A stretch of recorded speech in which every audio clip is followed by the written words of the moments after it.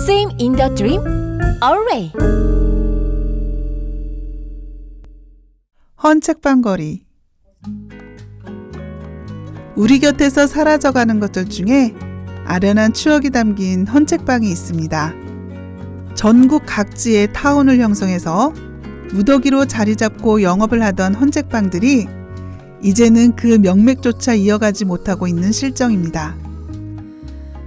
서울 청계천의 헌책방거리, 관광명소로 지정되었다는 부산 보수동의 책방 골목, 책마을 특성화 사업을 벌이고 있는 광주 계림동의 헌책방거리, 대전광역시에 있는 원동의 헌책방 골목 등등.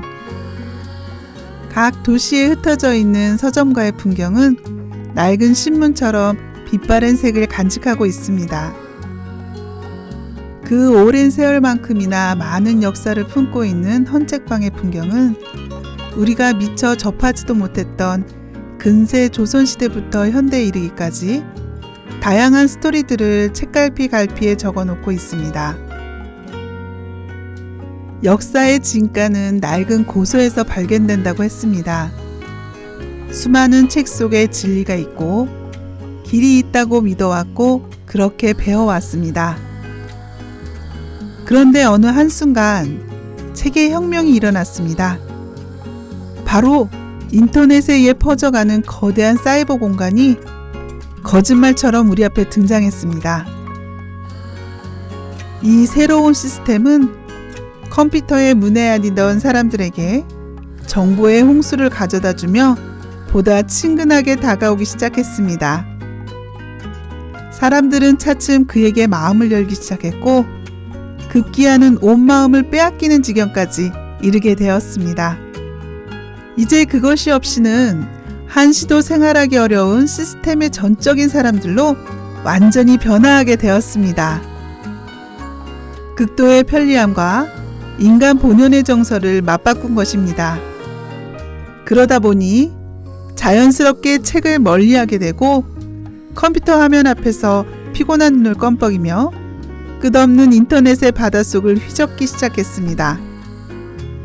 한번 몰입되면 좀처럼 빠져나오기 쉽지 않은 터라 종이책에 대한 거리가 점점 더 멀어지는 것은 당연한 일이었습니다. 종이책이 가져다 줄 수 없는 신세계 속에서 달콤한 감각을 즐기는 동안 우리의 내면을 알지 못하는 사이에 그 깊이가 얕아져 가는 듯 했습니다. 그렇게 세월을 보내던 어느 날, 또 한 차례 사람들의 마음을 두드리며 다가오는 일들이 생겨났습니다.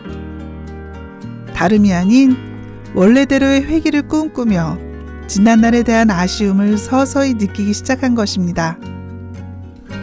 대표적인 것이 책이라고 볼 수 있는데 한 페이지씩 넘겨가며 읽는 동안 그 속에서 발견할 수 있었던 상상의 넓이와 사고의 깊이를 그리워하게 되었습니다.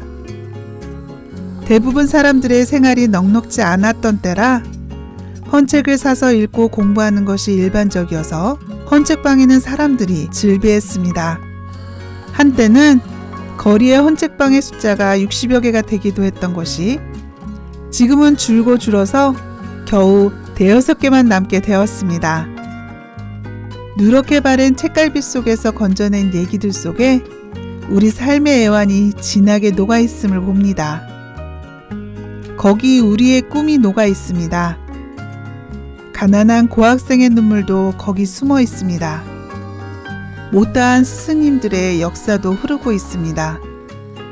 속도감 있게 편리함의 첨단을 달리는 전자책이 감히 따라올 수 없는 무한의 가능성이 그 속에 있음을 봅니다.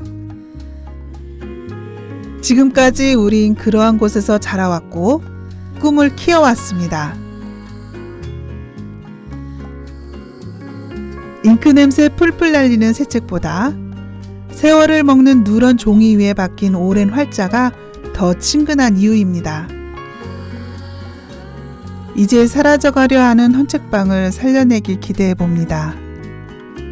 미처 캐내지 못한 꿈의 마지막 근원까지 건져 올려봅니다. 나이 드신 어르신들이 추억을 보듬으며 운영해가는 헌책방 거리의 그때를 아시나요? 글쓴이 전기병, 스토리텔러 뷰티라였습니다.